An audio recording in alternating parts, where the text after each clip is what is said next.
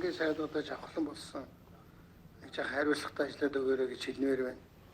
Хөрлөбаатар гэдэг нөхөр байхдаа 50 сая зээл хөөцөлтөд аваад вакцины авчлал болсон шүү дээ. Миний харж байгаагаар бол Pfizer бол нэг бетал нь Израилүүдийн авч байгаа нь 20 гаруй доллар юм байна. 2 сая хүн вакцинжуулна гэхэлэр 40 сая доллар л байхгүй. За тэгээд мэдээж дэд үтс элдвийн гарах л байх л да. Гэтэл энэ нэг вакцины асуудлууд маш удаан хугацаанд яригдэж байна. Тэгэхээр энэ айлс ирэхээр авдраа худал гэж улсын хурлчин төсөв батлаад ковидын нэрээр одоо засгийн газар нэлээд тийм чөлөөтэй зарцуулаад явж байгаа шүү дээ жавхлаа. Тэгэхээр та нар энэ дээрээ нэг жах анхаарад энэ вакцины хурдхан шиг нэг шийдээд дуусгамаар байна. Хэдэн ч газраас зээл авчиг одоо бас толгой хэрэгчлээ.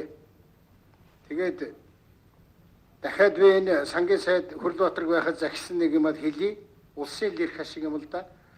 Нэгдүгээрт энэ гадаадаас авдаг зээлээ нэг жах багасгаад өгөө. Дотоод чинь мөнгө чинь үр ашиггүй маш их хоосон зарцуулагдаж байна.